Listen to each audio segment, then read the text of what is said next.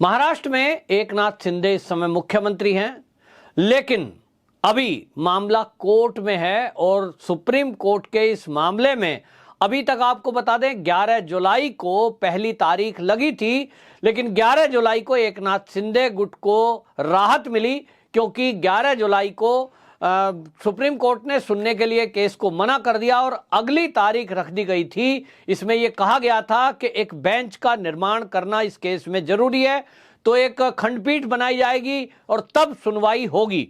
तो अब खबरें हैं कि सुप्रीम कोर्ट ने इस खंडपीठ का गठन कर दिया है। मामले की सुनवाई 20 जुलाई को होनी है और ये जो खंडपीठ का गठन किया गया है इसमें मुख्य न्यायाधीश NV रमना, उनके साथ जस्टिस कृष्ण मुरारी और जस्टिस हेमा कोहली, ये 3 जजों की बेंच अब इस सारे मामले की सुनवाई करेगी।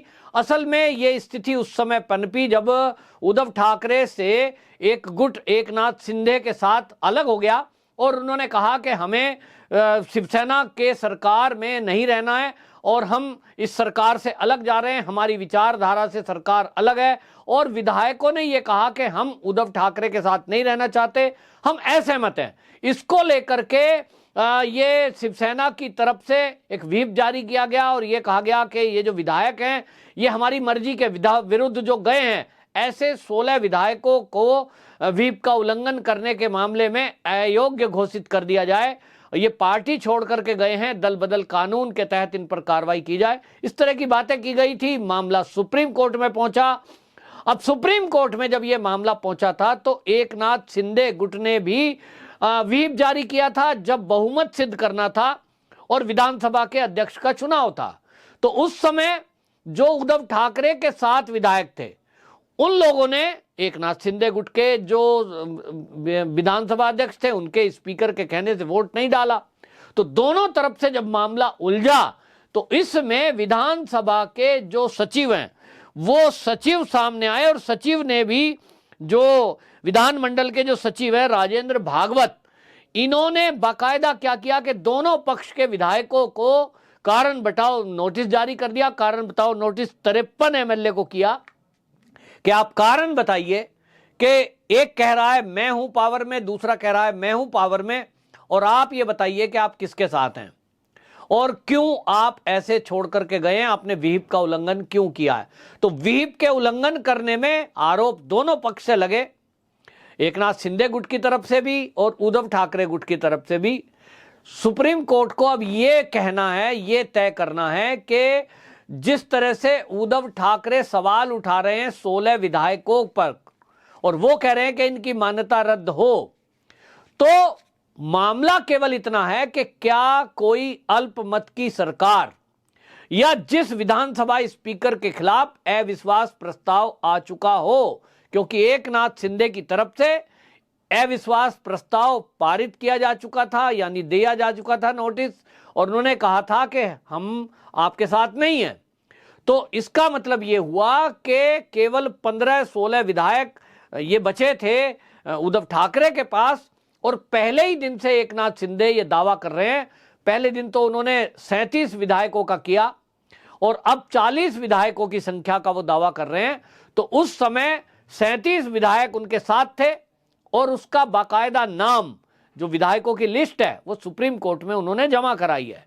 तो जो कानून के जानकार हैं वो ये कह रहे थे कि यदि किसी स्पीकर के विरुद्ध अविश्वास प्रस्ताव पास हो जाता है और विधायक कहते हैं कि हम इसके साथ नहीं हैं, हम इसके कहने में नहीं चलेंगे, तो फिर उसके बाद वोटिंग कराई जाती है और ये देखा जाता है कि कितने विधायक ये चाहते हैं कि स्पीकर ये रहे, और जो स्पीकर तय हो जाए फिर वो मान्य होता है।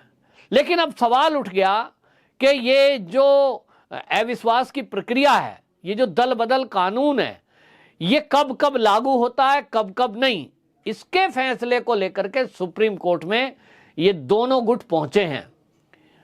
जो उद्धव ठाकरे गुट है वो लगातार ये मांग कर रहा है कि जब तक सुप्रीम कोर्ट इस मामले में कोई सुनवाई करके डिसीजन ना दे दे तब तक प्रदेश में राष्ट्रपति शासन लगाना चाहिए, तब तक जो है इस केस में कोई फैसले वो मंत्री ना लें, जो 2 मंत्री बने हैं, एकनाथ शिंदे और देवेंद्र फडणवीस।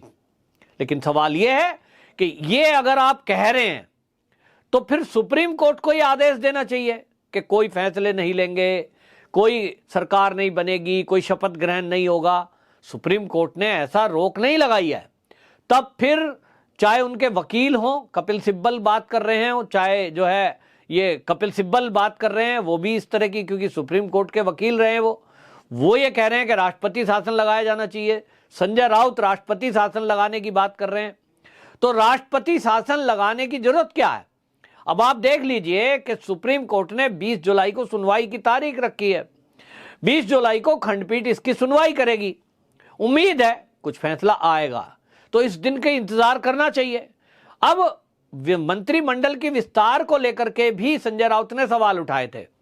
उन्होंने कहा कि मंत्रिमंडल में केवल 2 ही मंत्री हैं, एक मुख्यमंत्री, एक उपमुख्यमंत्री, तो ये नहीं होना चाहिए। विस्तार क्यों नहीं हो रहा है? सारे फैसले 2 ही लोग ले रहे हैं।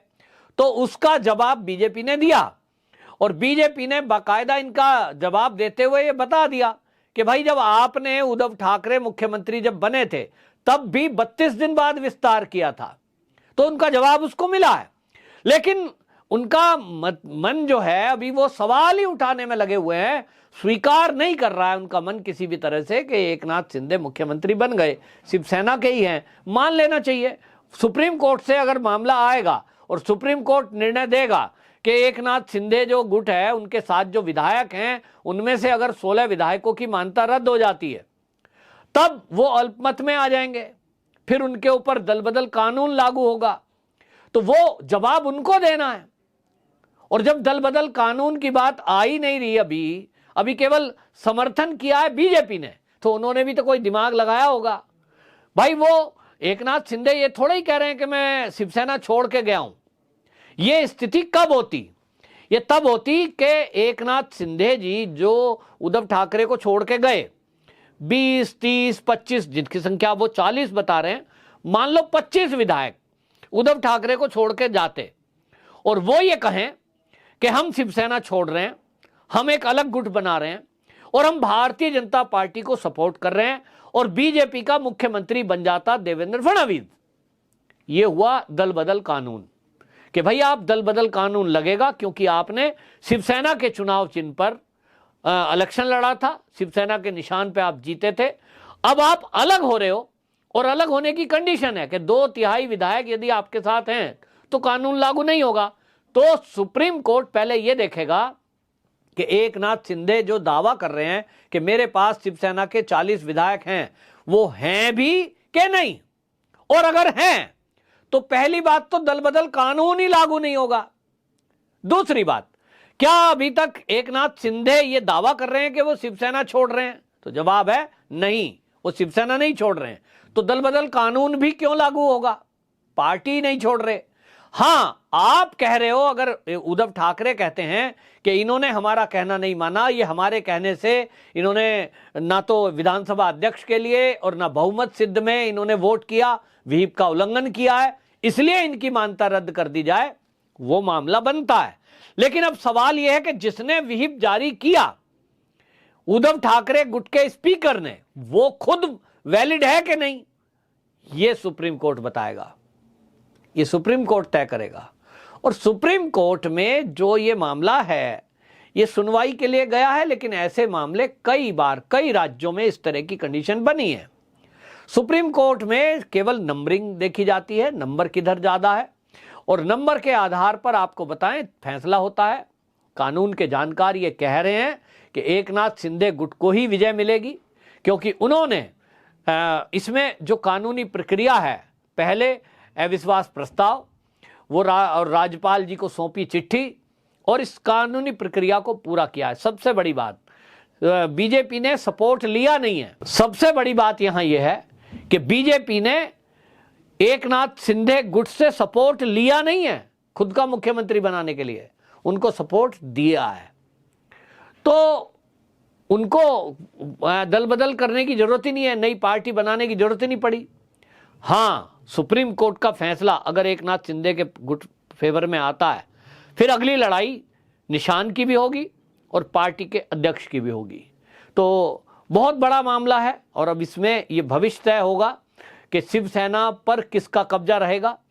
महाराष्ट्र पर किसका कब्जा रहेगा, दोनों तरह के जो फैसले हैं वो हम देखेंगे कि 20 जुलाई की सुनवाई में उम्मीद है कि जब खंडपीठ इस मामले को सुनेगी कोई ना कोई फैसला आएगा। लेकिन कानून के जानकार ये कहते हैं कि विजय एकनाथ शिंदे की ही होगी, क्योंकि उन्हों के साथ नंबर है। वंदे मातरम।